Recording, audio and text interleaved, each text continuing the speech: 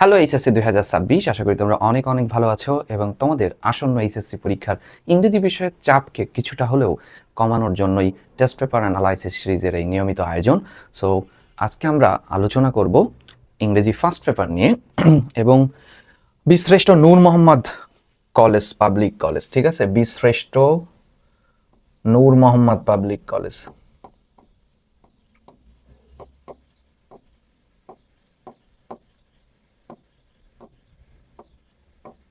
বীরশ্রেষ্ঠ নূর মোহাম্মদ পাবলিক কলেজের প্রশ্ন আমরা আজকে সলভ করব, ঠিক আছে, এবারে টেস্ট পরীক্ষার প্রশ্ন। আচ্ছা, তাহলে আমরা চলে আসি আজকে প্রথম পত্র নিয়ে আমরা কথাবার্তা বলবো। প্যাসেজটা একটু ভালোভাবে দেখবো, আমরা অল্প সময়ের মধ্যে কি পয়েন্টসগুলো নিয়ে পড়ানোর চেষ্টা করব। Art is generally understood as an expression of human imagination and creative skill. তার মানে কি বললো? আর্ট হচ্ছে বাক্যের সাবজেক্ট ছিল, এখানে আমরা পাচ্ছি এখানে সাবজেক্ট, আর্ট হচ্ছে বাক্যের সাবজেক্ট, ঠিক আছে, এটা সাবজেক্ট এবং এটা বিভার্ব ছিল, বিভার্ব অ্যাডভার্ব এবং অ্যাডজেক্টিভ, বিভার্বের পরে অ্যাডজেক্টিভ বসে। তাহলে আর্ট কি আসলে ভালো করে বুঝো। আর্ট হচ্ছে an expression of human imagination, তোমার কল্পনার বহিঃপ্রকাশ। তুমি যে কল্পনা করো, অর্থাৎ শিল্পী তার শিল্পকে সৃষ্টি করে, এটা কিন্তু একটা কল্পনা প্রবণ। তার মানে শিল্পের প্রধান কাজ বা শুরুর প্রাথমিক কাজই হচ্ছে কল্পনার বহিঃপ্রকাশ এবং ক্রিয়েটিভ স্কিলস এবং সৃষ্টিশীল দক্ষতা। এবং এই দক্ষতা এবং তোমার বহিঃপ্রকাশগুলো প্রকাশ পায় কিসের মধ্যে দিয়ে? পেইন্টিংয়ের মধ্যে দিয়ে, ড্রয়িং আঁকাআঁকির মধ্যে দিয়ে, স্কাল্পচার ভাস্কর্যের মধ্যে দিয়ে এবং আর্কিটেকচার স্থাপত্যের মধ্যে দিয়ে। তাহলে কি কনসেপ্ট কি বুঝতে পেরেছো? শিল্পের প্রথম কাজই হচ্ছে তোমার এই ইমাজিনেশনকে প্রকাশ করা এবং সৃষ্টিশীল দক্ষতাকে প্রকাশ করা সার্টেইন সাম অ্যাক্টিভিটিস, নিশ্চিত কিছু কর্মের মধ্যে দিয়ে। কোন কোন কর্ম? আঁকাআঁকি, ড্রয়িং, স্থাপত্য, ঠিক আছে, আর্কিটেকচার এবং বলেছে স্কাল্পচার ভাস্কর্য, এগুলোর মধ্যে দিয়েই একজন শিল্পীর সৃষ্টিশীল ভাবনা এবং চেতনার বহিঃপ্রকাশই হচ্ছে শিল্প। এবং শিল্পের প্রাথমিক উদ্দেশ্য, দ্য এইম অফ আর্ট, ভালো করে বুঝো, টু ইভোক, কি করা? জাগ্রত করা। অর্থাৎ ইভোক শব্দের অর্থ হচ্ছে জাগ্রত করা, জাগ্রত করা, ঠিক আছে, তোমার মধ্যের অনুভূতিকে জাগ্রত করা এবং ইমোশনস, তোমার আবেগকে জাগ্রত করা, দ্যাট আর কনসিডার্ড অ্যাস্থেটিক, কিন্তু সেটি নান্দনিক হতে হবে। তার মানে একদম যাচ্ছে তাই হলে হবে না কিন্তু। এবার আমি যদি বলি শিল্পের উদ্দেশ্য কি, তখন তুমি বলবা শিল্পের উদ্দেশ্য হচ্ছে হিউম্যান এক্সপ্রেশনকে প্রকাশ করা, ক্রিয়েটিভ স্কিলকে প্রকাশ করা কিছু কাজের মধ্যে দিয়ে। এবং শিল্পের আরও উদ্দেশ্য হচ্ছে তোমার মধ্যে থেকে অনুভূতি এবং আবেগকে জাগ্রত করা এবং যেটি কনসিডার্ড হবে অ্যাস্থেটিক বলে। তার মানে আবার যদি বলি শিল্পের কাজ হলো এটা, কিন্তু যদি বলি শিল্পের বৈশিষ্ট্য কি, তুমি প্রথম বৈশিষ্ট্য হচ্ছে নান্দনিকতা, বিউটি, সুন্দর হইতে হবে, বিউটি, অ্যাস্থেটিক, সবার চোখে না হইতে পারে, মেজরিটির কাছে এটি নান্দনিক হতে হবে, ঠিক আছে। আচ্ছা, এবং দেখো, that is concerned with beauty, যা সৌন্দর্যের সাথে, এখানে কনসার্ন মানে জড়িত, কিন্তু জড়িত, তো জড়িত কারো সাথে থাকে, এই জন্য উইথ বসেছে, সৌন্দর্যের সাথে সম্পৃক্ত হতে হবে। But art also can be form of social commentary, এবং সমাজের একটা ভাষ্য হতে পারে, কমেন্ট্রি। দেখো না, ক্রিকেট খেলাতে কমেন্ট্রি করে, ফুটবল খেলাতে কমেন্ট্রিতে কি করে, সেখানে কমেন্ট্রিতে খেলা নিয়ে রিভিউ করে, অ্যানালাইসিস করে, ক্রিটিসাইজ করে, সব কিছু করে, ঠিক আছে। আচ্ছা, তার মানে শিল্প হতে হবে একটি কমেন্ট্রি, সামাজিক ভাষ্যের মাধ্যম হতে হবে। এ পেইন্টিং অফ সানসেট। আচ্ছা, আমরা এইটুকু পর্যন্ত যদি আমরা পড়ি, তাহলে শিল্পটা কি আসলে, শিল্পের কাজটা কি, সেটা নিয়ে আমরা আসতে পারি। আচ্ছা, আমরা যতটুকু পড়েছি একটু খেয়াল করো। In the text the word evoke, evoke শব্দের অর্থ কি? আমরা একটু আগেই বলেছি, ইভোক শব্দের অর্থ হচ্ছে জাগ্রত, তোমার মানবিক ভাবনাকে, ভেতরে সুপ্ত কনসেপ্টকে আহ্বান করে আনে, জাগ্রত করে। সাবডিউ মানে শান্ত করা, পরাভূত করা, কাউকে পরাজিত করা, বুঝতে পারছো? ডোসাইল, যেটা সাবডিউ শব্দের অর্থ ডোসাইল হতে পারে, ডোসাইল, সাবডিউ দমন করা অর্থে পরাভূত করা, সাপ্রেস মানেও দমন করা, তোমার মনের যে ইচ্ছাটাকে সেই ইচ্ছাটাকে দমন করা। রিভার্স মানে তো বুঝোই, ম্যাথমেটিক্সে করে থাকো, উল্টানো, রিভার্স মানে উল্টানো। এবং কনজিউর শব্দের অর্থ আহ্বান করা। কোনটা আহ্বান করা? ওই যে তোমার মানবিক যে নস্টালজিয়া, ওই স্মৃতিকে বা মনের মধ্যে চিন্তা চেতনাকে আহ্বান করা। তাহলে উত্তরটা হচ্ছে কনজিওর। আমরা আরেকটি উত্তর পেয়েছিলাম কনসার্ন, কনসার্নড উইথ বিউটি। আমরা কনসার্ন দেখে অনেকেই ব্যবহার করে ফেলে ওরিড, অনেকেই ব্যবহার করে ফেলবে ফ্রিটফুল, দুশ্চিন্তা। না, কনসার্নড উইথ বিউটি, কনসার্ন মানে এটি সৌন্দর্যের সাথে, প্যাসেজে বলেছে ওই শিল্প হতে হবে কনসার্নড উইথ বিউটি, সৌন্দর্যের সাথে জড়িত। তাই এখানে কনসার্ন শব্দের অর্থ হচ্ছে ইনভলভ, ইনভলভ মানে জড়িত। আমরা যতটুকু পড়েছি তার মধ্যে থেকে দুটো এমসিকিউ আমরা পেয়েছি আসলে, ঠিক আছে? আমরা ওইভাবে পড়বো না, ওইভাবে পড়লে এই সময় পরীক্ষার সব এমসিকিউ উত্তর করলাম, কি লাভ হবে? কোনো লাভ হবে না, ঠিক আছে? আমরা যতটুকু পড়েছি সেই আলোকে একটা প্রশ্ন এসেছে, সেই প্রশ্নটা আমরা সলভ করে ফেলি। সেটা হচ্ছে what are the primary purpose of art? What are the primary purposes of art? শিল্পের প্রাথমিক উদ্দেশ্য কি? দেখো, আমরা আবার একটু বলি, শিল্পের প্রাথমিক উদ্দেশ্য হচ্ছে তোমার হিউম্যান ইমাজিনেশন এবং ক্রিয়েটিভ স্কিলকে প্রকাশ করা। শিল্পের আরও উদ্দেশ্য হচ্ছে তোমার মধ্যে অনুভূতি এবং আবেগকে জাগ্রত করা, যেটি কনসিডার্ড হবে নান্দনিকতা বলে, এবং যা সৌন্দর্যের সাথে, বুঝতে পারছো, আবির্ভূত থাকবে, অন্তর্ভুক্ত থাকবে। তাহলে শিল্পের প্রাথমিক উদ্দেশ্য কিভাবে প্রশ্ন লিখবো আমরা? What are the primary purpose?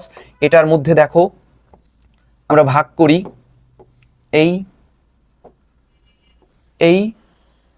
আচ্ছা, এটি হচ্ছে WH ওয়ার্ড, এটি ভার্ব, এটি সাবজেক্ট। তাহলে অ্যান্সার লেখার সময় আমরা নিয়ে আসি এখান থেকে দ্য প্রাইমারি। এটা চাইলে আমি আগেই টাইপ করে নিতে পারতাম, তাতে কিছুই বুঝতাম না। The primary purposes of art. আচ্ছা, the primary purposes of art,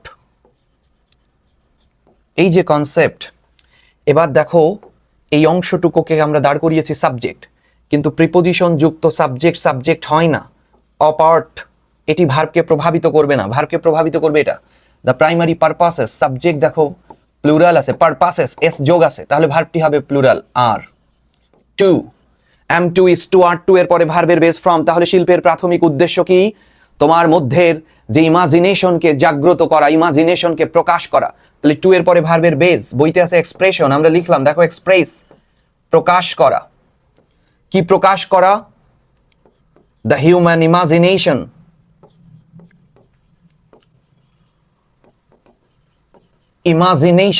ইমাজিনেশনকে প্রকাশ করা, এবং ক্রিয়েটিভ স্কিলসকে প্রকাশ করা, সৃষ্টিশীল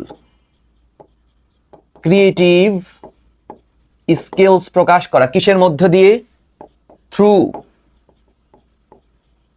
মধ্যে দিয়ে, নিশ্চিত কিছু কর্মকাণ্ড, সার্টেন আর্টফুল ওয়ার্কস কিন্তু হবে। ওয়ার্ক মানে কাজ, আর ওয়ার্কস মানে শিল্প, সাহিত্য, কর্ম। কিছু নিশ্চিত সব কাজ করলেই তো সেটা শিল্প হলো না, তাই না? আচ্ছা, এটার মধ্যে দিয়ে আর কি কাজ ছিল? আর বলেছিল শিল্পের আরো কাজ যেটা ছিল সেটি হচ্ছে ইভোক, জাগ্রত করা অনুভূতি এবং আবেগকে। লেখো তাহলে আরো কাজ যেহেতু আছে, আরো কাজ আছে বিসাইডস, এছাড়াও ইট জাগ্রত করবে, ইভোকস এর সিনোনিম হচ্ছে প্রভোক। কি জাগ্রত করবে? কনসেপ্ট বুঝো ভালোভাবে। এছাড়াও এটি জাগ্রত করবে, ইভোকস কি জাগ্রত করবে? ফিলিংস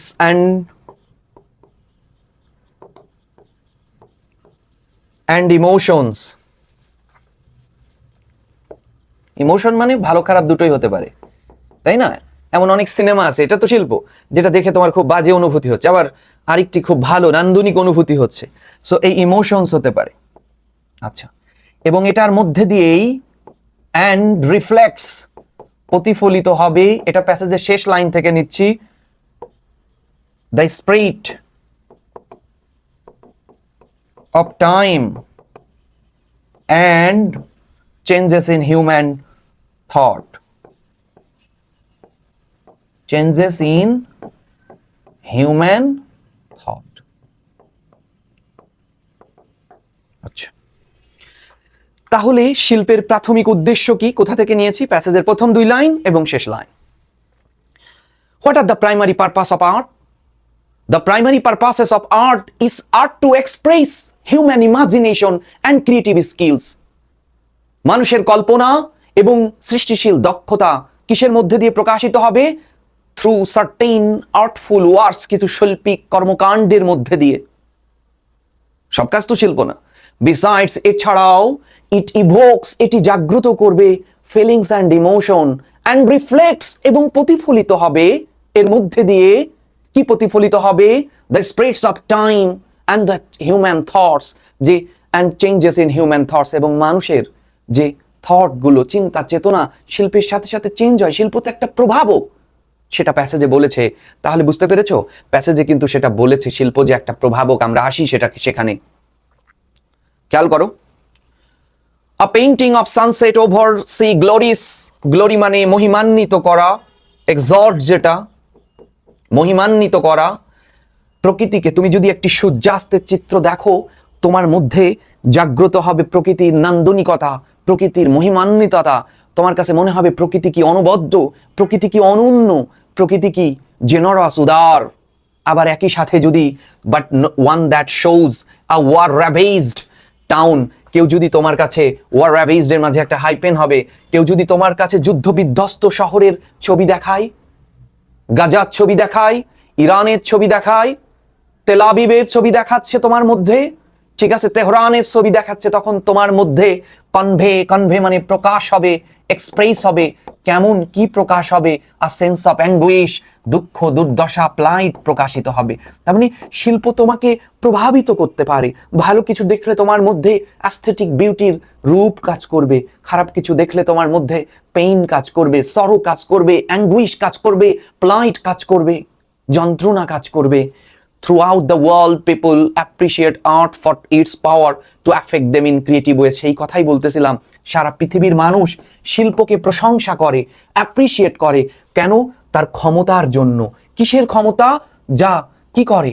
আমাদেরকে ক্রিয়েটিভ ওয়েস, কিভাবে? নান্দনিকভাবে, সৃষ্টিশীল উপায়ে আমাদেরকে প্রভাবিত করে, তাই না? তুমি টাইটানিক যখন দেখতেছো, তাই না, ওই জাহাজ ডুবি দেখে কারোর চোখে জল আসে না, এটা আমি বিশ্বাস করি নাই।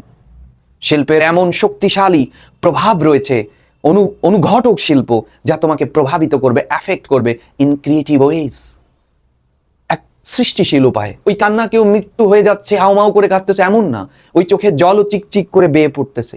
ওই চোখের জলের মধ্যেও এক নান্দনিকতা লুকিয়ে আছে। এই জন্য হেলাল হাফিজ বলতেছে, ওই কান্না দেখেই বলছে, দুঃখ তুমি সুখের মতো এত নিস না যা আমাকে দুঃখী করবে, তাই না? কান্নাটাও তখন আর্ট হয়ে উঠতেছে। ডুবে যাচ্ছে টাইটানিকের নায়ক নায়িকা এবং অজস্র ওই জাহাজের যাত্রী, কিছু করুণ মৃত্যু হচ্ছে আটলান্টিকের মধ্যে। সেই মৃত্যুর মধ্যে দিয়েও এক দুর্দান্ত শিল্প ফুটে উঠেছে, যার প্রকাশ হচ্ছে থ্রু ইয়োর টিয়ার্স অফ আইস, তোমার চোখের জলের মধ্যে দিয়ে। তাহলে শিল্প হচ্ছে এটা, তাই না? তুমি যখন ওই, আমি যেমন ছোটকালে আমার যেমন প্রথম বই পড়া আমার মনে আছে, সেটি হচ্ছে শীর্ষেন্দু মুখোপাধ্যায়ের মানব জমিন। এবং মানব জমিনের দীপনাথ আমাকে দীর্ঘদিন আড়ষ্ট করে রেখেছিল, এবং সেটার মধ্যে দিয়ে প্রকাশিত হচ্ছে আমার জীবনের এক অন্যতম স্বপ্ন ছিল আমি একজন দারুণ দীপনাথ হয়ে উঠব। শিল্প তো এটা, ইভোক, আর্ট ইভোকস, জাগ্রত করবে। কি জাগ্রত করবে? ইয়োর ফিলিংস অ্যান্ড ইমোশন, তোমার অনুভূতি এবং তোমার আবেগকে জাগ্রত করবে। না হলে সেটা শিল্প না। এবং সেটি কনসার্ন থাকবে কিসের সাথে? বিউটির সাথে। And it is also considered as a aesthetic beauty, নান্দনিক সৌন্দর্য হয়ে উঠবে। না হলে সেটি আসলে শিল্প না। এই যে কনসেপ্ট, ঠিক আছে, এই ক্লাসটা খুব ভালোভাবে দেখবা, খুবই ভালোভাবে দেখবা, লেখায় আপনি চলে আসবে। As the famous painter Pablo Picasso বলতেছে, the purpose of art is washing the dust of daily life of our souls. ও দারুণ, বলেছে আবার, বলছে এইটা আবার এই প্রশ্নে লিখতে পারো যে besides, এছাড়াও the purpose of art is washing the dust of daily life, তোমার প্রাত্যহিক জীবনের ওই ধুলোকে, তোমার অন্তর যে ধুলো কালিমা লিপ্ত করেছে, সেটাকে মুছে দেয়া হচ্ছে শিল্পের কাজ। আবার এখানে প্রিপোজিশন অফ ব্যবহার করেছে, আমরা লিখতাম শুধু অফ, কিন্তু বই লিখেছে অফ ও ডাবল এফ। তার মানে কালিমা শুধু ধুয়ে দিলেই হবে না, ধুয়ে দিলে তো কালিমা আবার আসতে পারে, বন্ধ করে দেয়া, ওই দরজা অফ করে দেয়া, এইভাবে off, not O F of না, off. Art in our country has a long history. আচ্ছা, তাহলে আমরা আরেকটি প্রশ্ন পেয়েছিলাম, সেই প্রশ্নটা আমরা দেখে আসি। আমাদের সেই প্রশ্নটা বলেছে কিভাবে, how is art a form of social commentary? শিল্প কিভাবে সমাজের একটি ভাষ্য হয়ে উঠতে পারে? শিল্পের প্রথম কাজ হবে সৌন্দর্য। তুমি বেঙ্গল আর্ট গ্যালারিতে ছুটে যাবা প্রথমত কি দেখতে? ছবি দেখতে, সৌন্দর্য। তুমি সমুদ্রের কাছে ছুটে যাবা কি দেখতে? সৌন্দর্য দেখতে।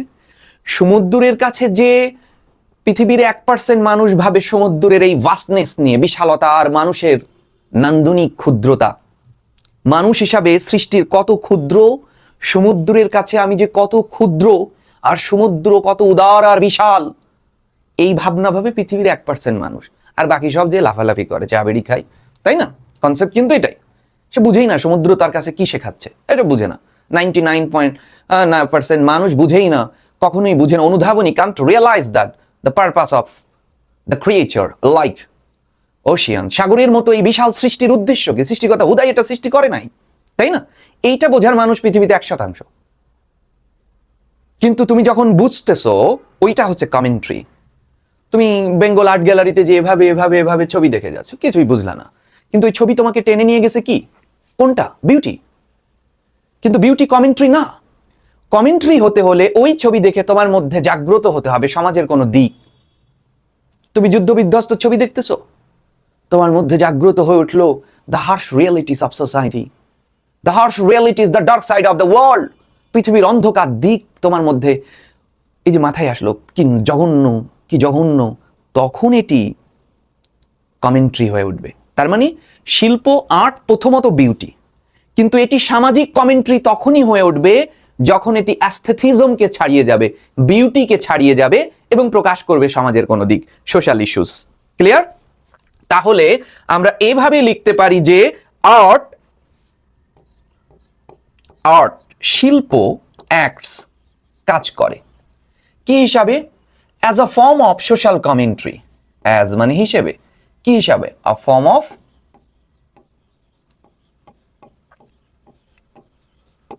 Social commentary, social commentary. Art act as a form of social commentary. কখন? যখন, হোয়েন, শিল্প, শিল্প মানে আর্ট, আর্টকে আমরা কি বলবো? ইট। যখন এটি ছাড়িয়ে যাবে, মানে কি? গোজ বিয়ন্ড,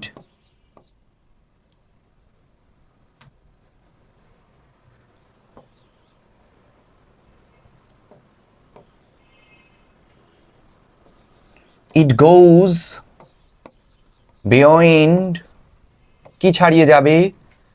বিউটিকে ছাড়িয়ে যাবে, অ্যাস্থেটিজমকে ছাড়িয়ে যাবে। ঠিক আছে?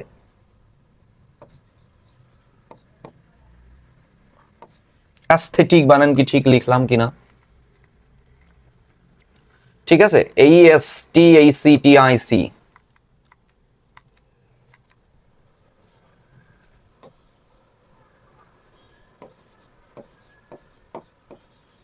অ্যাস্থেটিককে ছাড়িয়ে যাবে এবং প্রতিফলন করবে। কি বলতেছে? অ্যাস্থেটিককে ছাড়িয়ে যাবে এবং রিফ্লেক্টস করবে। কনসেপ্টটা বুঝো কিন্তু। বলতেছে art acts as a form of social commentary. শিল্প সমাজের ভাষ্য, সামাজিক ভাষ্যের এক মাধ্যম হিসাবে কাজ করবে। কখন কাজ করবে? যখন ইট গোজ বিয়ন্ড অ্যাস্থেটিক, নান্দনিকতা ছাড়িয়ে যাবে। কেন ছাড়িয়ে যাবে? কেন? উদ্দেশ্য হলে to plus verb, to reflect. কি রিফ্লেক্ট করার জন্য? কি রিফ্লেক্ট করার জন্য বলো? রিফ্লেক্ট করবে কি? ওই সামাজিক ইস্যুস গুলো, two reflect the social issues.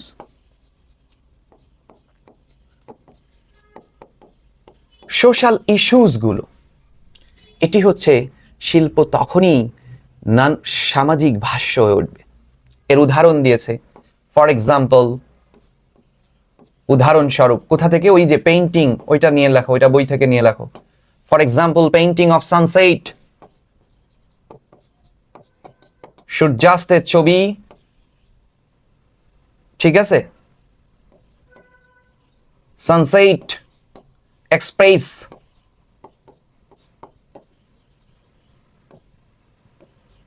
Expresses কি এক্সপ্রেস করবে? The সিগনিফাইস of nature.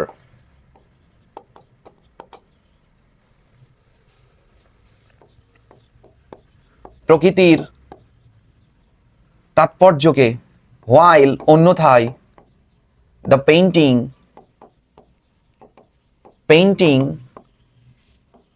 of war ravaged town, যুদ্ধ বিধ্বস্ত শহরের ছবি কি করবে? conveys প্রকাশ করবে the anguish। এটি হচ্ছে সোশ্যাল কমেন্ট্রি। কনসেপ্ট কি বুঝতে পেরেছো? সোশ্যাল কমেন্ট্রি আসলে কি? এটাই সোশ্যাল কমেন্ট্রি। সোশ্যাল কমেন্ট্রি হতে হলে তার মানে তুমি এটা একটা পেইন্টিং, এটা ধরো একটা পেইন্টিং, এর কাছে প্রথমে তুমি ছুটে যাবা বিউটি দেখা, কিন্তু এটা সোশ্যাল কমেন্ট্রি না। দেখার পরে যে দেখতেছো এক পথশিশুর ছবি, তখন ভালোভাবে দেখতেছো তার চোখের মধ্যে দিয়ে ফুটে উঠেছে সমাজের উঁচু শ্রেণীর মানুষের প্রতি এক নিদারুণ ঘৃণা, তখন এটা কমেন্ট্রি হবে, সোশ্যাল কমেন্ট্রি হবে। বুঝতে পেরেছো? সোশ্যাল কমেন্ট্রি এমনি এমনি হয় না, এমনি এমনি হয় না। আচ্ছা, চলে আসি আমরা এখানে, আমরা ছিলাম এবার বলতেছে art in our country has a long history. এবার প্যাসেজটা আমরা শেষ করি। বলছে art in our country has a long history. আমাদের দেশে শিল্পের এক দীর্ঘ ইতিহাস রয়েছে। It has been practised in household. আমাদের দেশের শিল্প একসময় চর্চা হতো কোথায়? হাউসহোল্ডে। দ্রুত আসি, কিসের মধ্যে? ওই মাটির পালো ইসের মধ্যে, পোর্টারি, নকশি কাঁথা, লেপ কাঁথার মধ্যে এসব প্রকাশ হতো। আলপনা, ইন্ট্রিকেট, এগুলো মনে হয় না কোনো প্রশ্নে আসবে। Mostly floral design in rice paste, চালের কুড়া দিয়ে তৈরি করতো। শখের হাড়ি, ঠিক আছে, আর পেইন্টেড আর্ট পটস, এগুলো আমাদের দেশে একসময়, আমাদের বলতেছে বাংলাদেশেও শিল্পের এক দীর্ঘ ইতিহাস আছে। Bangladesh has a long history about. সেই শিল্পটা আগে কেমন ছিল? এই তৈজসপত্রের মধ্যে, ভালো করে বুঝো কিন্তু। This are example of folk art. আর এগুলোই হচ্ছে ফোক আর্টের বৈশিষ্ট্য। ওকে, ফোক আর্ট, এগুলো হচ্ছে ফোক আর্টের উদাহরণ। আমরা এত সময়, অর্থাৎ বাংলাদেশে শিল্পের যে দীর্ঘ ইতিহাস, সেই ইতিহাসের সূত্রপাত ছিল এই লোকজ শিল্প দিয়ে, ফোক আর্ট দিয়ে। Clear? But there is another form of art. শিল্পের আরেকটি মাধ্যম আছে। তাহলে একটা মাধ্যম হচ্ছে কি? Folk art. আরেকটি মাধ্যম হচ্ছে which is called modern art, আধুনিক। এই আধুনিক শিল্প আবার কোথা থেকে আসলো? হুইচ ওইজ, ওই মানে ঋণী, ইটস অরিজিন টু, ওই এর পরে টু বসে, ওই টু দ্য ইন্ডাস্ট্রিয়াল রেভলিউশন, শিল্প বিপ্লবের কাছে। ওয়েস্টার্ন ইউরোপে যে শিল্প বিপ্লব হলো 1800 সালে, সেইটা in the middle of the 19th century. 19th century কত সাল থেকে? 1800 সাল থেকে, ঠিক আছে, 1899 এর মাঝামাঝি এই সময়ে শিল্প বিপ্লব। যে শিল্প বিপ্লব থেকে উদ্ভব হলো মডার্ন আর্ট। তাহলে আগের আর্ট কেমন ছিল? Folk art. ফোক আর্টে কি হইতো? জিনিসপত্র হাত দিয়েই বানাতো।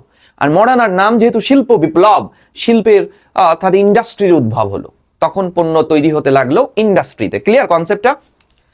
এবং এই শিল্প বিপ্লব, ইট বলতে আমরা এই ইন্ডাস্ট্রিয়াল রেভলিউশনকে বুঝাচ্ছি। এই শিল্প বিপ্লব আরো কিছু পরিবর্তন এনেছে, প্রযুক্তিতে পরিবর্তন এনেছে, যেটা বললাম, শিক্ষায় পরিবর্তন এনেছে, ম্যানুফ্যাকচারিং এ পরিবর্তন এনেছে, ঠিক আছে, এবং যোগাযোগেও পরিবর্তন এনেছে, যার ফলাফল তুমি টেকনোলজি, এডুকেশন এন্ড কমিউনিকেশন, এই তিনটা তো তুমি সরাসরি পাচ্ছ, তুমি নিজেও এর সাথে অন্তর্ভুক্ত। আচ্ছা, modern art rejected traditional art. এই প্রথাগত আগের সেই শিল্পকে প্রত্যাখ্যান করতে লাগলো and began to create new types of artistic expression। নতুন ধরনের শৈল্পিক অভিব্যক্তি নিয়ে আসতে লাগলো, স্টাইল, শৈলী আনতে লাগলো, টেকনিক্স, কৌশল আনতে লাগলো, রং আনতে লাগলো, এবং ম্যাটেরিয়ালস এর মধ্যে that could adequately reflect the spirit of time. ওই যে আমরা শিল্পের কাজ হচ্ছে সময়ের সাথে সাথে এক গভীর পরিবর্তন আনবে, the profound changes in human thought. শিল্পের কাজই হচ্ছে এটা সময়ের সাথে সাথে, with the passage of time, সময়ের সাথে সাথে কি আনবে? Gives a profound changes in human thought. তোমার চেতনার মধ্যে আজকের থেকে বাংলা সিনেমায় দেখো, 20 বছর আগে যে ধরনের সিনেমা, এই সিনেমা দেখে তোমার মধ্যে আর প্রেম জাগে না। তার মানে তোমার এখন শিল্পের ধারা, ওই চাহিদা চেঞ্জ হয়েছে। তাহলে বিষয়টা আমরা খুব স্পষ্ট পেয়েছি, এখানে শিল্প বিপ্লব নিয়ে কথাবার্তা হয়েছে। আমাদের একটা প্রশ্ন এসেছে, আচ্ছা আমরা এখন এটা সলভ করতে পারি। গ্লোরিফাই করেছে, গ্লোরিফাই মানে মহিমান্বিত করা, ইজ নট অপোজিট, তার মানে সিনোনিম চাচ্ছে। গ্লোরিফাই এর সিনোনিম হচ্ছে এক্সল্ট মানে মহিমান্বিত করা, লর্ড মানে প্রশংসা করা, নেলসন ম্যান্ডেলা চ্যাপ্টারের মধ্যে রয়েছে প্রশংসা করা, প্রশংসা করা, ঠিক আছে। গ্লো মানে উজ্জ্বল হওয়া, জানোই তো, fair and lovely, glow, glow করতেছে, উজ্জ্বল হওয়া। এক্সল্ট মানে মহিমান্বিত করা, মহিমান্বিত, ঠিক আছে, যেটা গ্লোরিফাই।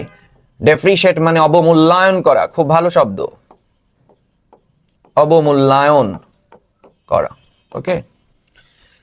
আচ্ছা, বলতে which one of the following is not the synonym of commentary. Commentary এর সিনোনিম নয় কোনটি, ঠিক আছে।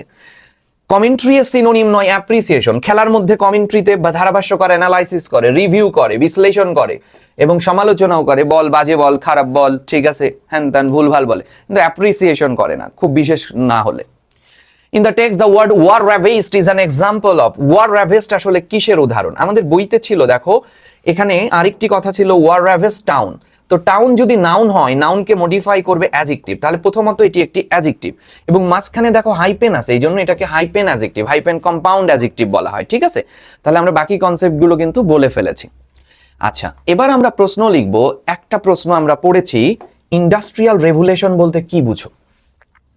তাহলে কনসেপ্টটা ক্লিয়ার। ইন্ডাস্ট্রিয়াল রেভুলেশন সম্পর্কে ইন্টারমিডিয়েটের ছেলে মেয়েরা কিছুই জানে না, এবং যারা ইন্টারমিডিয়েটে ইংরেজি পড়াচ্ছে 99% মানুষ ইন্ডাস্ট্রিয়াল রেভুলেশন, ছাত্রের কথা বাদ দিলাম, যারা 99% শিক্ষক শিল্প বিপ্লব নিয়ে কিছুই জানে না, ঠিক আছে। শিল্প বিপ্লব নিয়ে ইংরেজি সাহিত্যের modern period of English literature শিল্প বিপ্লবের উপর দাঁড়িয়ে আছে। তার মানে যারা ইংরেজির স্টুডেন্ট, এটা ছাড়া চ্যাট জিপিটি করে ওই 5-6 লাইন শিল্প বিপ্লব নিয়ে বলতে পারবে। আমি যেমন সারাদিন নিয়ে আজকে শিল্প বিপ্লব নিয়ে বলবো এবং তুমি মন্ত্রমুগ্ধের মতো শুনতে থাকবা, মাঝে মাঝে হাততালি দেবা, সেই সম্মোহন ক্ষমতা আমার কাছে আছে। এখন কনসেপ্ট হচ্ছে ইন্ডাস্ট্রিয়াল রেভুলেশন নিয়ে অনেক কথা, তা তো আমার জানা দরকার নেই। আমার প্যাসেজে ইন্ডাস্ট্রিয়াল রেভুলেশন কি অর্থে ব্যবহার করেছে সেটা সম্পর্কে আমি জানবো। আমার প্যাসেজটা শুরু হয়েছিল এখান থেকে, একটু খেয়াল করো, এখান থেকে, যে art in our country has a long history. আমাদের দেশেও শিল্পের এক দীর্ঘ ইতিহাস রয়েছে। তো আগে শিল্প ছিল কি? Folk art. পরের শিল্প হলো কি? Modern art. ক্লিয়ার? প্রথম শিল্পের মাধ্যম ছিল ফোক আর্ট, পরের শিল্পের মাধ্যম হইছে মডার্ন আর্ট। আর এই মডার্ন আর্টটাই আনছে কে? Industrial revolution. বুঝতে পারছো? তার মানে আগে একটা ছিল, পরে একটা হলো, তার মানে পরিবর্তন হলো। এই পরিবর্তনটা কে করছে? Industrial revolution. তাহলে ইন্ডাস্ট্রিয়াল রেভুলেশনকে কি নামে ডাকবা? একটা ট্রান্সফরমেশন ওয়ে বলে ডাকবা, তাই না? ট্রান্সফরমেশন অফ সেন্টেন্স করো না তোমরা? সিম্পল থেকে কমপ্লেক্স, আগে সিম্পল ছিল পরে কমপ্লেক্স, এখন আগে ফোক আর্ট ছিল পরে মডার্ন আর্ট। ফোক আর্টে কি হইতো? এই সমস্ত জিনিসপত্র, নকশি কাঁথা, শখের হাড়ি, মাটির হাড়ি, হ্যান ত্যান আগডুম বাগডুম বানাইতো, হ্যান্ডমেড ছিল। পরে ইন্ডাস্ট্রিয়াল রেভুলেশন কি করলো? শিফট করে আসলো, ইন্ডাস্ট্রিতে এগুলো তৈরি হতে লাগলো। তাহলে আমরা প্রথম ধারাটা বুঝি। ইন্ডাস্ট্রিয়াল রেভুলেশন, খেয়াল করো, ইন্ডাস্ট্রিয়াল রেভুলেশন, শিল্প বিপ্লব ছিল, কি ছিল? ওয়াজ আ ট্রান্সফরমেশন, একটা পরিবর্তন ছিল, এবং ওই পরিবর্তনটাই চিহ্নিত করেছে, দ্যাট মার্কড, মার্কড মানে চিহ্নিত করা। কি চিহ্নিত করেছে? আ শিফট, এক রূপান্তরকে চিহ্নিত করেছে। সেই রূপান্তর কোথা থেকে কোথায় হয়েছে? কোথা থেকে? থেকে মানে ফ্রম। বলো, ফোক আর্টে কি হইতো? হাতে তৈরি করতো। আচ্ছা, ফ্রম কোথা থেকে কোথায় একটু ভালো করে দেখো। ফ্রম হ্যান্ডমেড, সহজে ম্যানুয়াল লিখি, হ্যান্ডমেড প্রোডাক্টস। হ্যান্ডমেড প্রোডাক্টস থেকে কই চলে গেল? টু, ফ্রম হলে টু, কোথায় চলে গেল? Machine made প্রোডাক্টসে।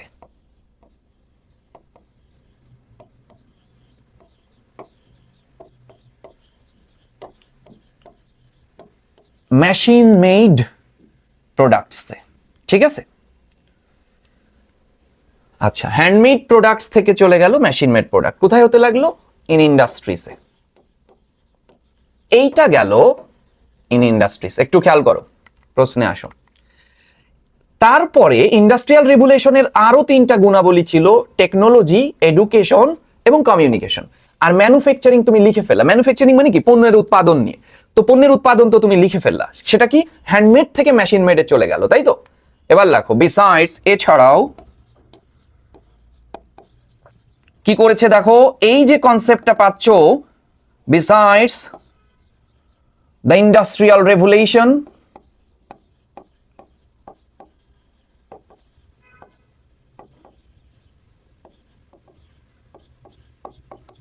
ইন্ডাস্ট্রিয়াল রেভুলেশন কি করেছে দেখো, কনসেপ্টগুলো brought about huge changes, huge changes কিসে? ইন টেকনোলজি,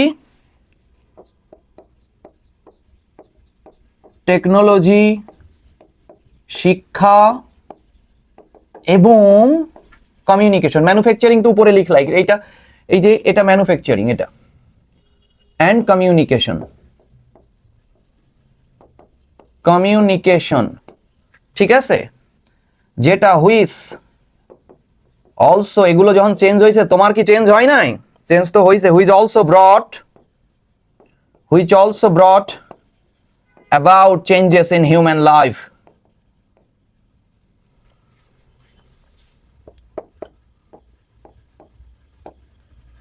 আশা করি এই লেকচার দেখার পরে এখান থেকে প্রশ্ন আসলে তোমার মনোজগতে গেঁথে থাকবে।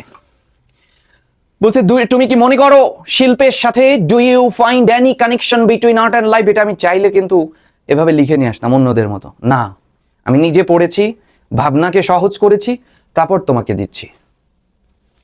তুমি কি মনে করো শিল্পের সাথে জীবনের সম্পর্ক আছে কিনা? হ্যাঁ, ব্যাপক সম্পর্ক। শিল্প তোমাকে কাঁদাতে পারে, তোমাকে হাসাতে পারে, তোমাকে আমূল পরিবর্তন করে দিতে পারে। আমি তোমাকে 10টা বইয়ের নাম দিয়ে আমি তোমাকে গাইড দিয়ে ওই 10টা বই পড়াবো, তোমার ব্যক্তি জীবনের এক প্রগাঢ় ছাপ তোমার মধ্যে চলে আসবে। চেঞ্জ তুমি হবাই, কে বলছে হবে না? ঠিক আছে, একদম বাধ্য হয়ে যাবে, ওই বইয়ের চরিত্রের মতো তুমি হয়ে যাবে, অথবা ওই বইয়ের চরিত্রগুলো তোমার মস্তিষ্কের মনোজগতে এক দান্দিক রূপক সৃষ্টি করবে, হবাই তুমি। তাই জীবনের সাথে শিল্পের, বলছে do you find? Yes I find, হ্যাঁ আই ফাইন্ড, আমি খুঁজে পেয়েছি। কি খুঁজে পেয়েছি? এক প্রগাঢ় সম্পর্ক শিল্প এবং জীবনের মধ্যে। I find there is a profound, গভীর, প্রফাউন্ড কানেকশন রয়েছে বিটুইন আর্ট অ্যান্ড লাইফ। শিল্প এবং জীবনের মধ্যে এক গভীর প্রভাব রয়েছে, গভীর সম্পর্ক। কিভাবে? শিল্পের রয়েছে এক শক্তিশালী ক্ষমতা, যে ক্ষমতার মধ্যে দিয়ে মানুষের জীবনকে প্রভাবিত করতে পারে। ঠিক আছে, কিভাবে? হাউ? দেখো, খেয়াল করো, আর্ট হ্যাজ আ পাওয়ার, শিল্পের একটা ক্ষমতা আছে, দ্যাট অ্যাফেক্টস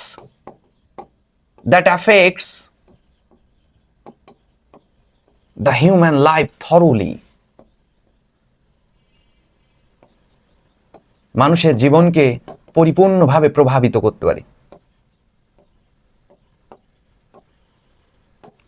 করতে পারে, এবং সেই প্রভাবকটা বলেছে কিভাবে? পাবলো পিকাসোর মতে।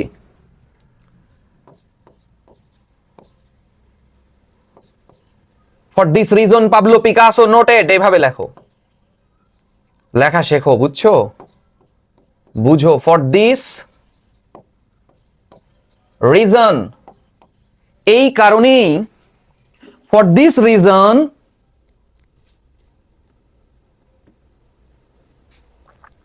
এই জন্যই, ক্লাসের মধ্যে আল্লাহ জানে কল কাটে কুটে গেল কিনা ক্লাসটা, সব ফোন মন যে কি বিরক্তিকর।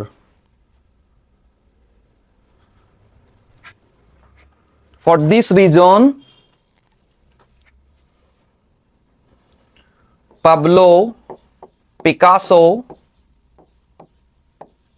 noted, উল্লেখ করেছে, কি উল্লেখ করেছে? Noted that art, শিল্প কি করে? মনের ধুলোকে নষ্ট করে দেয়। Art washes the dust of daily life. বুঝতে পারছো? Of our souls, আমাদের হৃদয় থেকে। এই জন্যই বলা হচ্ছে শিল্পের এক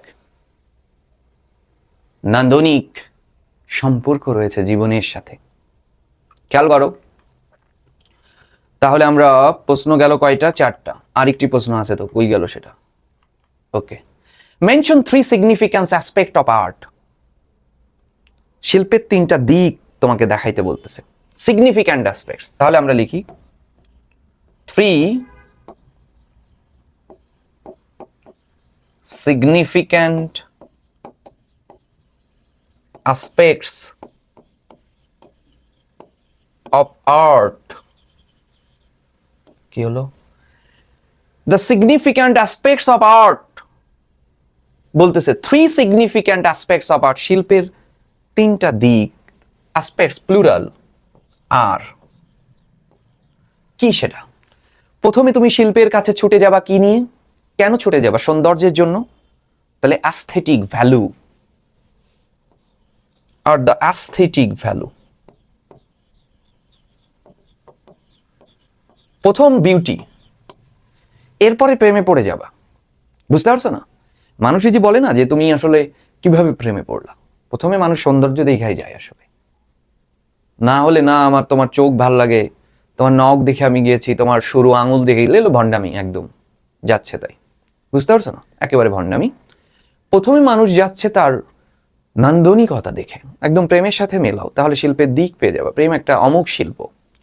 অ্যাস্থেটিক ভ্যালু প্রথম, তারপরে ইমোশনাল কনসেপ্ট, তারপরে তখন আর চেহারা টেহারা মেনটেন করে না, তখন আবেগ জন্মায় ওখানে।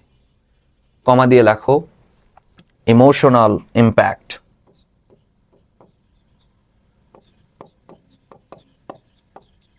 ঠিক আছে? Emotional impact. আরেকটা কি? ধর তুমি তাজমহলের কাছে গেলা, প্রথমে কেন যাবা? সৌন্দর্য। তারপর তোমার মমতাজের করুণ মৃত্যু তোমার ইমোশনকে হিট করবে।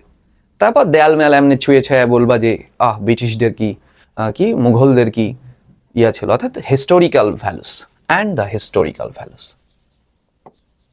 এই হচ্ছে, এখানে আর কিছু লেখার নেই। বুঝছো? শিল্পের 3টা দিক হচ্ছে এটা। 2 মার্কসের প্রশ্ন হলো, এখানে এরপরই কিছু লিখলে সেটা বাজে কথা হবে এবং যাচ্ছে তাই হবে। বুঝতে পারছো? সেটা প্রশ্ন তার যোগ্যতা হারাবে। ওকে, আমরা চলে আসি। আমাদের প্রথম কাজটা হচ্ছে read the following flow chart বোঝা। Read the following text and make a flow chart showing. প্রথমে চোখ রাখবা কোথায় শোয়িং কথাটি লেখা আছে। ক্লিয়ার? ওই শোয়িং এর পরে যা লেখা আছে সেটাই তোমার প্রশ্ন। তো তোমার প্রশ্ন হচ্ছে এটা, the different miraculous performance of Gazi Pir. Gazi পীরের অলৌকিক ক্ষমতাগুলো দেখাতে বলছে। মিরাকিউলাস, অলৌকিক। গাজী পীরের অলৌকিক ক্ষমতাগুলো দেখাতে বলছে। কি কি গাজী পীরের অলৌকিক ক্ষমতা? ওকে, তো প্রথমত কি করবা? প্রশ্নটা দেখবা কি আছে। প্যাসিফাইং ডেঞ্জারাস অ্যানিমালস, বিপজ্জনক প্রাণীদেরকে সে কি করতে পারতো? শান্ত করতে পারতো। প্যাসিফাইং, শান্ত করতে পারতো। তাহলে ভার্বের আইএনজি ফ্রম দিয়ে শুরু হয়েছে, এটি একটি noun phrase. Clear? Noun phrase. আমরা বাকি যে 5টা বক্স লিখব নাউন ফ্রেজ দিয়ে লিখব। নাউন ফ্রেজ কি কিভাবে হতে পারে? ভার্বের আইএনজি ফ্রম দিয়ে, টু প্লাস ভার্বের বেস ফ্রম দিয়ে, নাউন অথবা প্রোনাউন দিয়ে এবং আর্টিকেল দিয়ে শুরু হতে পারে। এই 4টা উপায়ে নাউন ফ্রেজ তৈরি হইতে পারে। কিন্তু সবচেয়ে এই 4টা উপায়ের যে কোনো উপায় তুমি লিখলে ভালো হবে, কিন্তু সবচেয়ে নান্দনিক উপায় হচ্ছে যেভাবে প্রশ্ন দেয়া আছে সেভাবে, অর্থাৎ ভার্বের আইএনজি দিয়ে নাউন ফ্রেজ করা। তো কি বলছে? বিপজ্জনক প্রাণীদেরকে সে কি করতো? প্যাসিফাই করতো, শান্ত করতো। একটু আগে দেখলা সাবডিউ করতো। এই তথ্যটা কোথায় আছে সেটা বের করা, তারপর থেকে আমরা লিখব। দেখো খেয়াল করো, এই যে হি ওয়াজ ক্রেডিটেড উইথ মেনি মিরাকলস, তার অনেক অলৌকিক ক্ষমতা ছিল। এখন আমাদের প্রশ্ন দেখাইতে বলছে যে অলৌকিক ক্ষমতাগুলো দেখাও, তার মানে এই দিকে থাকবে, এর পরে থাকবে। তার অলৌকিক ক্ষমতা, he could supposedly com dangerous animals, এটাই আমাদের প্রশ্নে দেয়া আছে।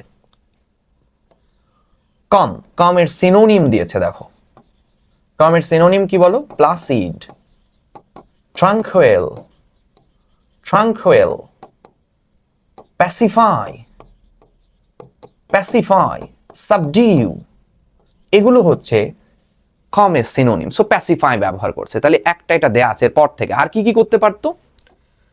মেক দেম ডোসাইল, তাদেরকে আবার ডোসাইল মানে নিয়ন্ত্রণ করা, বশ করতে পারতো, অর্থাৎ নিয়ন্ত্রণ। এটা একটা অলৌকিক ক্ষমতা। দেখি আমরা আরো কি কি অলৌকিক ক্ষমতা আছে।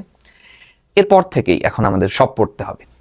He is usually depicted in pots or scroll painting, তার অনেক ছবি স্ক্রল পেইন্টিং এ, তৈলচিত্রে আঁকানো আছে। না, এটা তার তো সে শিল্পী আঁকাইছে। Riding a fierce looking Bengal tiger, বাঘের পিঠে চড়তে পারতো। ও, এটা অলৌকিক ক্ষমতা, তুমি পারবা না এটা, বাঘটা তোমাকে একদম শেষ করে দিবে। I snake in his hand, এটাও অলৌকিক, তার সাপ আবার হাতে রাখতো, বুঝছো? But in no apparent danger, কোনো ক্ষতি হতো না।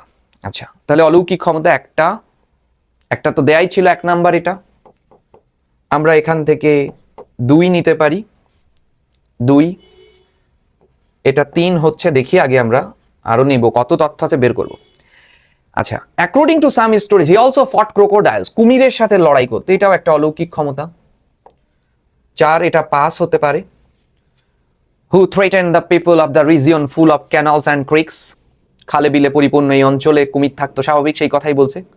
এ কাইন্ড অফ ওয়াটারি জঙ্গল বোর্ডারিং দ্য বে অফ বেঙ্গল, না, কোনো তথ্য নেই। আচ্ছা, because of his alert and vigilant presence, তার সদা জাগ্রত উপস্থিতির কারণে, alert, all predatory animals are said to have been kept within bounds, সীমানার মধ্যে এই যে প্রাণীদেরকে সে রেখে দিতে পারত। ওকে, kept within bounds, সীমানার মধ্যে প্রাণীদেরকে সে রেখে দিতে পারত মন্ত্র পড়ে। তখন তো সুন্দরবন তো আসে প্রাচীর দিয়ে ঘেরে নাই, তাই না? প্রাচীর দিয়ে কি ঘিরছে? না, মন্ত্র, যতদূর মন্ত্র দিত ততদিন ততদূর পর্যন্ত সুন্দরবনের কোনো প্রাণী আসতো না। সো এটা একটা অলৌকিক ক্ষমতা। তাহলে এটা 6 নাম্বার হবে। আমাদের লিখতে বলতেছে 6, আমরা কিন্তু হাল ছাড়ব, আমরা পড়ে নিব। আমরা 6টা হলে আলেকজান্ডার হয়ে গেলাম, ব্যাপারটা এমন না। It was also believe that, আরো বিশ্বাস করতো, he enable villagers to live close to forest and jungles and cultivate their lands, এবং সে হচ্ছে গ্রামবাসীদেরকে ওই জঙ্গলের পাশে যখন তারা বসবাসই করতে পারতো না, তখন ওই গ্রামবাসীদেরকে কি করেছে? বসবাস করতে এবং চাষাবাদ করতে সহায়তা করেছে। শোনো, এটা তার অলৌকিক ক্ষমতার মধ্যে আসবে। বুঝতে পেরেছো? কেন বাঘের পিঠে চড়ে ভাই সমাজের কোনো পরিবর্তন করা যায় না, ওদিকে কিছু হয় না, কিন্তু অ্যাকচুয়ালি সমাজের জন্য সে কি করেছে? এটা অলৌকিক ক্ষমতা দিয়েই করেছে। তার মানে 7 নাম্বার তথ্য হলো। এখন প্রশ্ন হচ্ছে, আমাদের তো 6টা লিখতে হবে, তাও আবার একটা দেয়া আছে, তাহলে মোট লিখতে হবে 5টা। সো আমাদের টোটাল হয়েছে 7টা, তার মানে একটা বাদ চলে যাবে। কি বাদ যাবে সেটা আমরা চিন্তা করি। 1 নম্বরে ছিল সে প্রাণীদেরকে, ডেঞ্জারাস প্রাণীদেরকে শান্ত করতে পারতো, তাই না? প্যাসিফাইং ডেঞ্জারাস অ্যানিমালস, তাই তো? এটাই তো ছিল আমাদের তথ্য। আচ্ছা, 1 নাম্বার আমরা লিখি। 1 ছিল প্যাসিফাইং ডেঞ্জারাস অ্যানিমালস, বিপজ্জনক প্রাণীদেরকে সে শান্ত করত। ওকে। 2 নম্বরে আমরা বের করেছিলাম কি? মেক দেম ডোসাইল, দেম মানে ওই অ্যানিমালসকে বোঝাচ্ছে, ওই প্রাণীদেরকে বোঝাচ্ছে, প্রাণীদেরকে নিয়ন্ত্রণ করতে পারতো।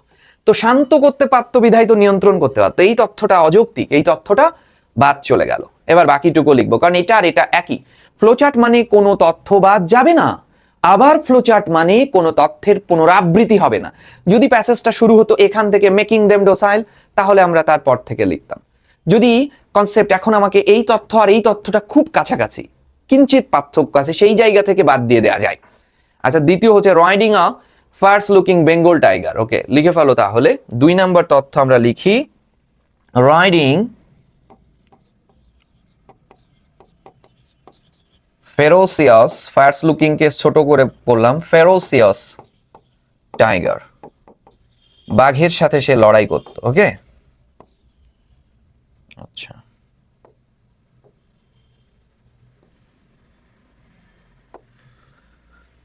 খেয়াল করো, এরপরের তথ্য কি ছিল? আবার হাতে সাপ ধরে রাখতো। রাখা মানে যে আমি কলম রাখছি, keeping a snake in his hand, 3 লিখে ফেলো। Keeping a snake in his hand.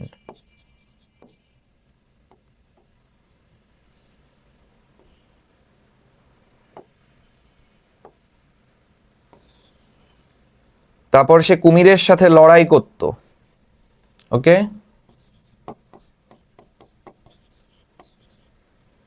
Fighting with crocodiles.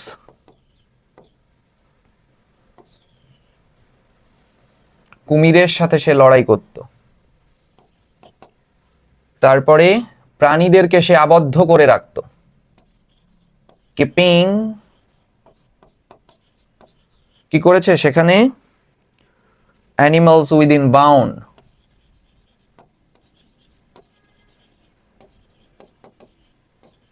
সীমানার মধ্যে আবদ্ধ করে রাখত।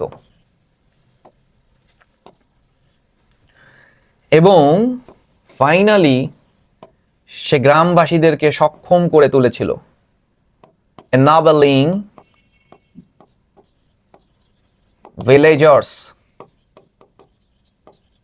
ভিলেজার্সদেরকে সক্ষম করে তুলেছিল কি করতে? To live and to cultivate. To আর দেওয়া দরকার নেই, অ্যান্ড এর আগে রয়েছে, তাই টুটা নাও দিতে পারো। অ্যান্ড কাল্টিভেট, চাষাবাদ করতে। ওকে, দ্য ল্যান্ডস লেখার কি দরকার? কাল্টিভেট বলতেই তো বোঝা যায়, তুমি তো বাড়ি চাষ করবে না। এই হচ্ছে আমাদের ফ্লোচার্ট ছিল, ঠিক আছে? আচ্ছা, সামারি নিয়ে আমরা পরে একটু কথা বলবো। এই সামারিটা সহজ আছে, কিভাবে লিখতে হবে। ওকে, আমরা দেখে ফেলি এবার কি কি অর্থ পাচ্ছি আমরা। আমরা গ্যাপটা একটু দেখি। এখানে 5টা দেয়া আছে, পরের অংশে 5টা আছে। ওকে, বলতেছে feeding the ever growing population is a big challenge for Bangladesh in the coming ডিকেডস। আসন্ন দশকে এই বর্ধিষ্ণু জনসংখ্যাকে খাওয়ানোই হবে বাংলাদেশের সবচেয়ে বড় challenge. The major challenge is to. তুমি জানোই am2 is to এর পরে ভার্বের বেস ফর্ম বসে। গ্রামারের কাহিনী শেষ, গ্রামারের কাজ শেষ। তুমি ছোটকাল থেকেই জানো am2 is to R two, এটাও না জানলে 2 এর পরে বেস বসে, এটা জানো। তাহলে গ্রামারের কনসেপ্ট কিন্তু শেষ। এবার খেলা হচ্ছে ভোকাবুলারি। তো বলছে দ্য মেজর চ্যালেঞ্জ, সব থেকে প্রধান চ্যালেঞ্জ তাহলে কি? The current level of agro production. ভালো করে বুঝো, the current level of agro production. Agro production বলতে আমি বুঝাচ্ছি, ধরো বাংলাদেশে এই বছরে 5 লাখ মেট্রিক টন ধান হয়েছে। ওকে, 2024-এ 25-এ। 2026-এ এই যে অলরেডি গতকালকেও ব্যাপক মানে পানি এসেছে, এসে হাওড়ের হাকালুকি হাওড়ের সব ধান ডুবে গেছে। তার মানে আগামী বছরে 5 লাখ মেট্রিক টন ধান থেকে কিন্তু কমে গেল। যদি 5 লাখই হতো তাহলে আমাদের জন্য কিন্তু বেশ ভালো ছিল। 5 লাখই যদি হতো বেশ দারুণ হতো, চলে যেতে পারতাম। কিন্তু আগামী বছর তো প্রাকৃতিক দুর্যোগ, তারপর জমি কমে যাচ্ছে, সবচেয়ে বড় ব্যাপার জমি কমে যাচ্ছে। মানুষ, জমি তো আর বাড়তেছে না, মানুষ বাড়তেছে, জমি কমতেছে। তার মানে এই 5 লাখকে টিকিয়ে রাখা হবে সবচেয়ে বড় চ্যালেঞ্জ। তো টিকিয়ে রাখার ইংরেজি কি দেখি আমরা? টিকিয়ে রাখা, সেটেল মানে নিষ্পত্তি, হাই, এমার্জ মানে উত্থান, প্রমোট, সাস্টেইনেবল মানে টেকসই। এটা তো অ্যাডজেক্টিভ, তার সাস্টেইন হচ্ছে ভার্ব। তাহলে ইজ টু সাস্টেইন, টিকিয়ে রাখা হবে সবচেয়ে বড় challenge. The task is subject, অ্যামিজারের পরে ভার্বের আইএনজি ফর্ম বসে অ্যাডজেক্টিভ হয়ে যাবে। এই কাজটি কেমন? কেন? কারণ the country loses huge area of cultivable land. দেশ প্রত্যেক বছর চাষযোগ্য জমি হারাচ্ছে। এই কারণে এই কাজটি কি, অনেকে এই পসিবল থেকে ইম্পসিবল করে ফেলে। না, ইম্পসিবল বলে পৃথিবীতে কিছু নেই, পসিবল কঠিন। কিন্তু এই কাজটি কেমন আসলে? এই কাজটি সত্যি আতঙ্কের। The task is concerning, concern তো নেই, ডন্ট আছে, তাহলে লিখে ফেলো ডন্টিং মানে ভীতিকর। কাজটি একটি ভীতিকর, কারণ the country loses huge cultivable land due to human. Human হচ্ছে অ্যাডজেক্টিভ, অ্যাডজেক্টিভের পরে নাউন। মানুষ সব থেকে বেশি জায়গা পৃথিবীতে হারাচ্ছে মানুষের আবাসস্থলের জন্য। এই সেটেল থেকে আসবে সেটেলমেন্ট, যেটাকে আমরা হ্যাবিট্যাট বলে থাকি। হিউম্যান সেটেলমেন্ট সবচেয়ে বেশি। Besides 80% of the farms are small and, তাহলে স্মল হচ্ছে অ্যাডজেক্টিভ, ক্লিয়ার? ভালো করে বুঝো, স্মল হচ্ছে অ্যাডজেক্টিভ। একটু মনোযোগ দাও, এই অ্যান্ড এর আগে অ্যাডজেক্টিভ হওয়া মানে অ্যান্ড এর পরেও অ্যাডজেক্টিভ, ফ্র্যাগমেন্টেড মানে বিভাজন, অ্যাডজেক্টিভ এটা। এখন প্রশ্ন হচ্ছে অ্যাডজেক্টিভকে মডিফাই করবে কিভাবে? কে করবে? Adverb, clear? অ্যাডভার্ব হচ্ছে অ্যাডজেক্টিভকে মডিফাই করবে। ফ্র্যাগমেন্টেড হচ্ছে মানে বিভাজিত হচ্ছে। তোমার বাবার যদি 5 বিঘা জমি থাকে, তোমরা 3 ভাই, তাহলে তোমার বাবার পরে তুমি কতটুকু পাচ্ছ বলো? তারপর তোমার ছেলে মেয়ে তো কিছুই পাবে না, ফকির হয়ে যাবে, তাই না? বিভাজিত হচ্ছে কেমন ভাবে? ব্যাপকভাবে, হাই থেকে এসেছে হাইলি ফ্র্যাগমেন্টেড। টু এস্টাবলাইজ, খেয়াল করো কনসেপ্টটা, টু এস্টাবলাইজ কি করতে হবে? এখন এগ্রিকালচারাল প্রোডাক্টিভিটি বাড়াতে হবে, না হলে হবে না। দুনিয়ার জিনিসপত্র আবিষ্কারটার কইরা ওই জমিতেই প্রোডাক্টিভিটি বাড়াইতে হবে, বুঝতে পারছো? Imaginative and effective organisations are needed. তাহলে ইফেক্টিভ অর্গানাইজেশন, কার্যকরী যে অর্গানাইজেশন দরকার, তাহলে পরের লাইন, সেই কার্যকরী অর্গানাইজেশনের মধ্যে কি হচ্ছে? সেই কার্যকরী অর্গানাইজেশন হচ্ছে কন্ট্রাক্ট ফার্মিং। এই কন্ট্রাক্ট ফার্মিং কি আগে ছিল? না, এটা নিউলি, নতুন ভাবে, নিউলি কে? অ্যাডভার্ব। তাহলে এখানে কে বসবে? অ্যাডজেক্টিভ। নতুন ভাবে উদ্ভব হয়েছে, নতুন করে উদ্ভব হয়েছে। বললো ওই যে আগের লাইন থেকে সংযোগ নিয়ে আসবা, না হলে উত্তর হবে না, এখানে কোনো কাজ নাই। অনেকে বলতেছেন আমি আপনাকে 5 ক্লাসের মধ্যে কি করে দিব, এটাকে কিভাবে শব্দ আনতে হয়, ঘোড়ার ডিম, ওর একটা আনসিন দিয়ে দাও, পারবে না সলভ করতে, বুঝতে পারছেন? এটা আমি জীবনে বহুবার দেখেছি। এই বাংলাদেশে যত মানুষ ইংরেজি পড়ে, এটা একটু দম্ভ করে বললাম, উইথ ক্লু উইদাউট ক্লু আমার থেকে এত ইফিসিয়েন্টলি কেউ সলভ করতে পারবে না। আমি যে সে কোনো গ্যাপকে নিয়ে আসি, আমার মনে ভেতরে শব্দ খেলা করে, ঠিক আছে? চুপ করে থাকি সারাদিন, কিন্তু ভেতরে মস্তিষ্কের মধ্যে দুনিয়ার শব্দের তাণ্ডব চলে। দ্য নিউলি কন্ট্রাক্ট ফার্মিং, আগের লাইনে বললো নিডেড, দরকার। কি দরকার? Effective organisation. তো ইফেক্টিভ অর্গানাইজেশন হচ্ছে কন্ট্রাক্ট ফার্মিং। যাদের উত্তরবঙ্গে বাড়ি আছে, এসিআই কন্ট্রাক্ট ফার্মিং শুরু করেছে, কিন্তু এই নতুন ভাবে এটা উদ্ভব হয়েছে। উদ্ভব হওয়ার ইংরেজি কি? এমার্জ। এমার্জ তো ভার্ব, এমার্জ মানে উদ্ভব হওয়া, এটা তো ভার্ব। এখন তোমাকে অ্যাডজেক্টিভ করতে হবে, তাহলে ভার্বের সাথে আইএনজি করে অ্যাডজেক্টিভ করে দাও। এমার্জিং, আইএনজি কেন হলো? থার্ড কেন হইলো না? কারণ এটা উদ্ভব হচ্ছে। ইজ অ্যান অ্যাপ্রোচ ফর, কিসের জন্য? ফুড প্রোডাকশনকে কি করবা? কিসের জন্য? ফুড প্রোডাকশনকে, মানে শোনো, একটা লাউয়ের দাম 10 টাকা, এটা কৃষক জানে, কিন্তু এটা যে $10 অস্ট্রেলিয়াতে, এইটা এসিআই জানে, বুঝতে পারছো? তাইলে এই 10 টাকা থেকে $10 গেল, প্রমোট হলো, ফর প্রিপোজিশনের পরে ভার্বের আইএনজি হলো, প্রমোটের আইএনজি করে প্রমোটিং, ঠিক আছে? প্রমোট।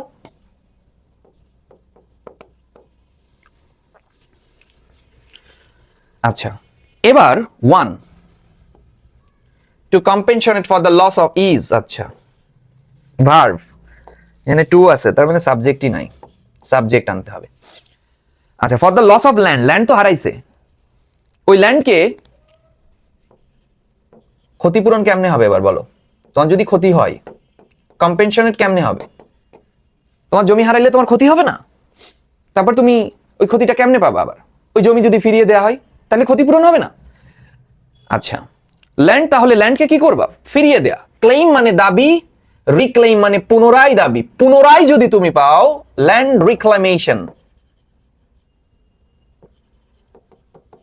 ইন দ্য বে অফ বেঙ্গল, বঙ্গোপসাগর থেকে জমি পুনরুদ্ধার একটা সম্ভাবনা আছে, ওয়ান পসিবিলিটি। এই যে পসিবল অ্যাডজেক্টিভ, সাবজেক্টে তো নাউন বসবে, তাই পসিবলের নাউন ফর্ম দেয়া হলো possibility, but it needs massive external. External কে? অ্যাডজেক্টিভ। অ্যাডজেক্টিভের পরে কে বসবে? নাউন। শোনো, বঙ্গোপসাগর থেকে জমি আনতে ফিরে আনবা, বা নদী ভাঙনে যে জমি চলে গেছে সেটা ফিরে আনলেই তো হলো। কিন্তু এটা কি চারটেখানিক কথা? ধরো বঙ্গোপসাগর থেকে জমি উদ্ধার করে কৃষক চাষ করতে গেছে, ও ফসলও ভেসে গেছে, কৃষকও নাই, বুঝতে পারছো না? কিন্তু পৃথিবীর অনেক দেশে হচ্ছে, তাদের টাকা আছে, ওরা যদি আমাদের একটু সাহায্য করতো। তাই এক্সটার্নাল ড্যাশ, বৈদেশিক সাহায্যের দরকার, টাকা দরকার। অ্যাসিস্ট মানে সাহায্য, অ্যাসিস্ট মানে তো ভার, ফুটবল খেলায় দাও না, মেসি অ্যাসিস্ট করছে, কিন্তু আমার তো দরকার নাউন, তাহলে অ্যাসিস্টের নাউন ফর্ম হচ্ছে অ্যাসিস্টেন্স, বুঝতে পেরেছো? আচ্ছা, এবার চলে আসো, fill in the blanks with appropriate word. অজানা শব্দকে বসাইতে হবে। Mass of the dash cause by cyclone of April, তার মানে 1991 সালে একটা ঘূর্ণিঝড় হয়েছিল। তুমি নিজেকে আবির্ভাব করো, নিজেকে আবির্ভাব করো, 1991 ওই ঘূর্ণিঝড়ে তুমি ছিলা, এবার ভাবনাটা নিয়ে আসো, ক্লিয়ার? আচ্ছা, মাস অফ দা, তুমি জানো আর্টিকেলের পরে নাউন হয়, এটা তোমার জীবনের প্রথম শিক্ষা ছিল। Was due to when dash and the tidal surges, ওই ঘূর্ণিঝড়, ভালো করে বুঝো, ওই ঘূর্ণিঝড় কেন হয়েছিল? জলোচ্ছ্বাসের জন্য। হুইচ বিগ্যান, যা আরম্ভ হয়েছিল, swell about the time the cyclone hit, এবং ওই সাইক্লোন, ভালো করে বুঝো, হিট করেছিল। কোথায় হিট করছিল? একটা জায়গাতে, তাই তো? আমরা জানি, ভালো করে বুঝো, আর্টিকেল, খুব মনোযোগ দিবা, আমরা এই উত্তর করতে পারি নাই, এখনো পারি নাই, আমরা এখানে একটা নিয়ে আসছি। আর্টিকেলের পরে নাউন বসবে, তাহলে নাউনের আগে কে বসবে? অ্যাডজেক্টিভ। বলো, ওই সাইক্লোন আঘাত করেছিল কোন এলাকাতে? এটা তুমি জানো, বাংলাদেশে সবচেয়ে বেশি আঘাত আনে কোথায়? উপকূলীয় এলাকায়। তাহলে উপকূলীয় মানে কি? কোস্টাল, তাই না? কোস্টাল এরিয়াতে প্রথম আঘাত হানলো, কোস্টাল এরিয়ায়। আঘাত হানার কারণে কি হইল? এই ঝড় আঘাত আনলে কি হবে? ধ্বংস, ধ্বংসজ্ঞ। আর্টিকেল দিয়ে এর পরে নাউন, তাহলে ডিস্ট্রাকশন মানে ধ্বংস, destroy noun form destruction, clear? ডিস্ট্রাকশনই ব্যবহার করো। আমরা এইবার ঝড় কেন হয়েছিল? জলোচ্ছ্বাসের জন্য। আর কি? বাতাসের কি বেড়ে যায় ঝড় হলে? বাতাসের বেগ বেড়ে যায়। বেগ মানে ভেলোসিটি।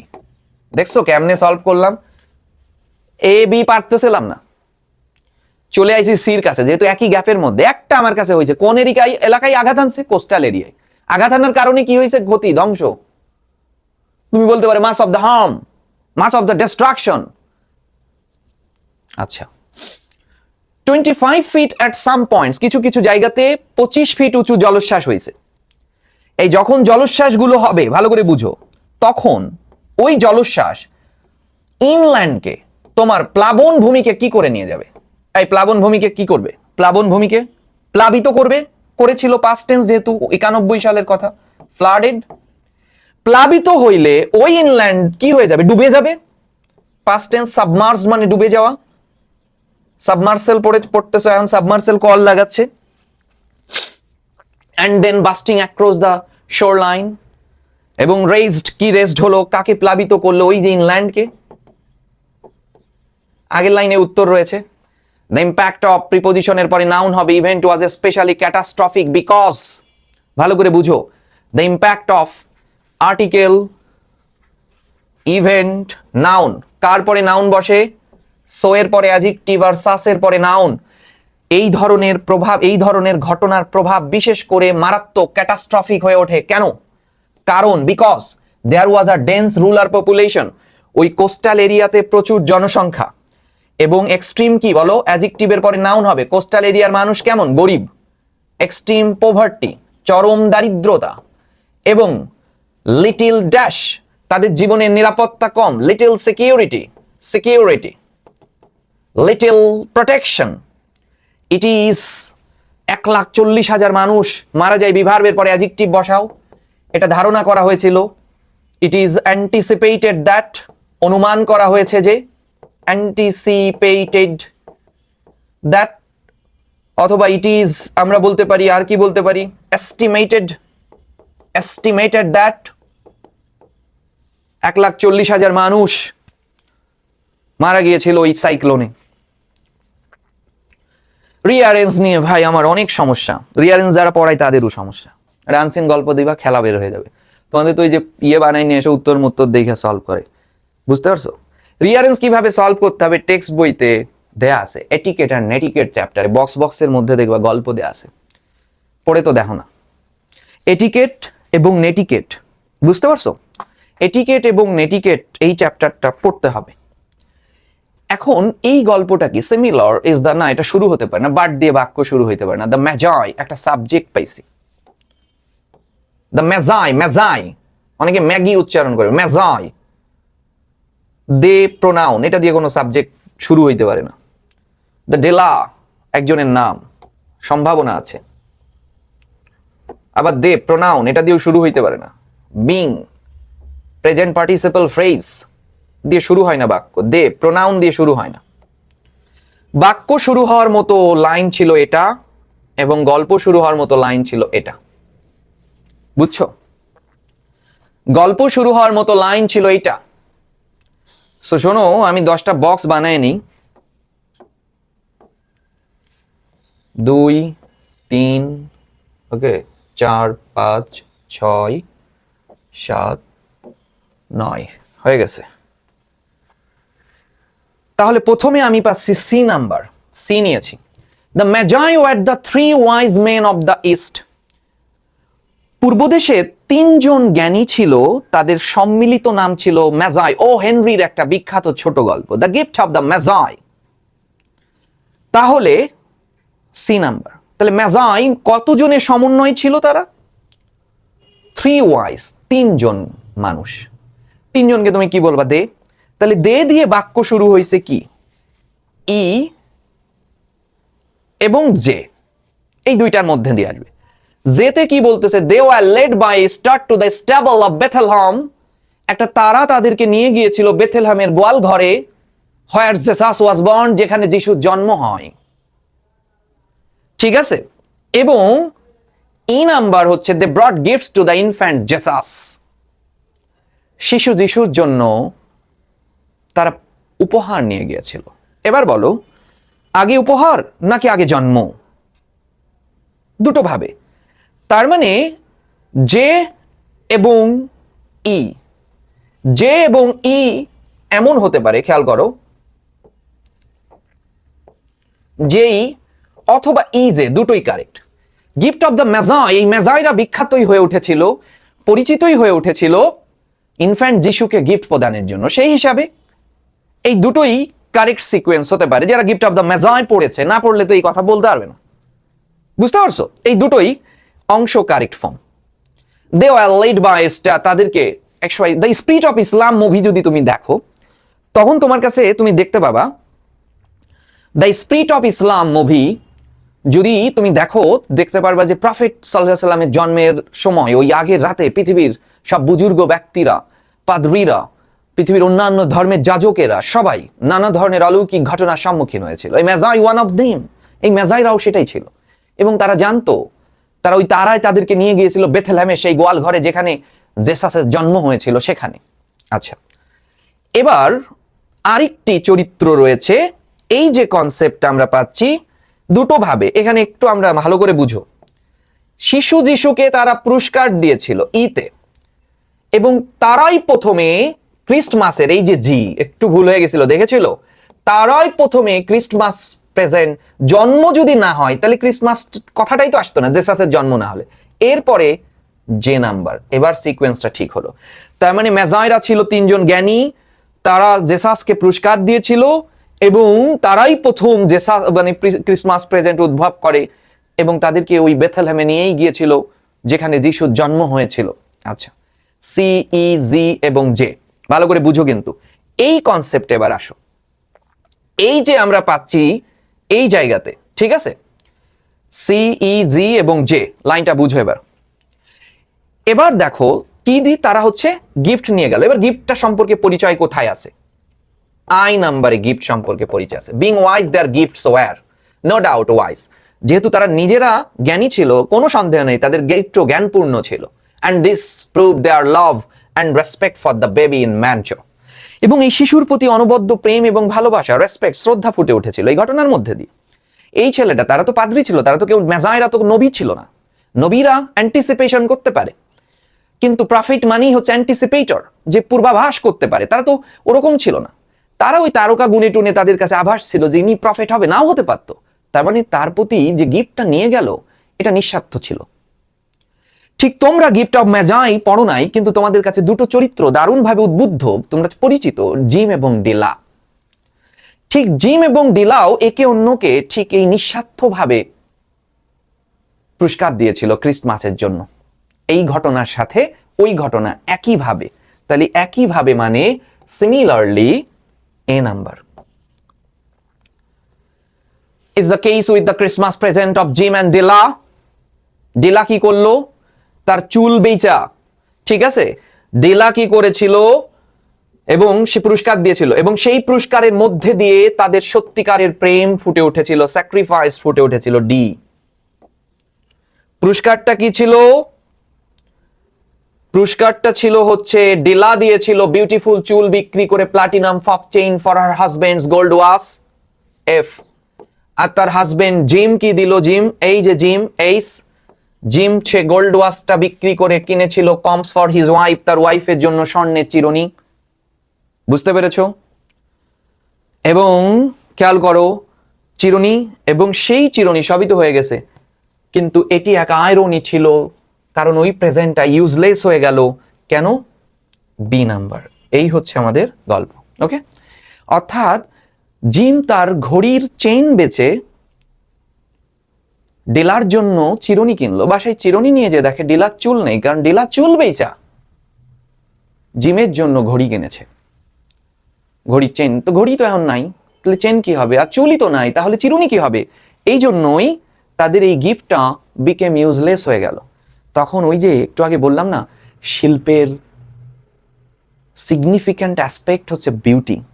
জিমও ডিলার প্রতি আকৃষ্ট কি? ওই চুল দেখা। বুঝতে পেরেছো? কিন্তু বাসায় যে দেখে চুলই নেই, মন খারাপ। তখন ডিলা তো বুঝতে পেরেছে এই ছেলের তো ঝামেলা আছে, তখন বলল চুল ছাড়া কি আমি নই? আমি তো আমিই আছি, চুল ছাড়াও তো আমি। এটাই হচ্ছে ইমোশনাল ভ্যালু, শিল্পের আরেকটি দিক। বুঝতে পারছো না? কনসেপ্ট হচ্ছে সেটা, প্রথম নান্দনিকতা, পরে আবেগ।